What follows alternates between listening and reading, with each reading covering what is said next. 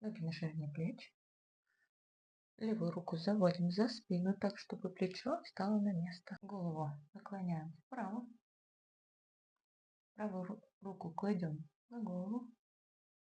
Медленно опускаем голову к плечу. Важно, рукой мы не тянем. Рука просто лежит на голове. Вдох, выдох. Чувствуем расслабление и натяжение мышц шеи. Важно тянуться плавно, не спеша. Чувствовать мягкое растяжение.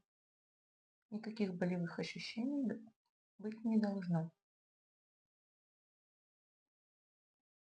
Медленно возвращаем голову в исходное положение.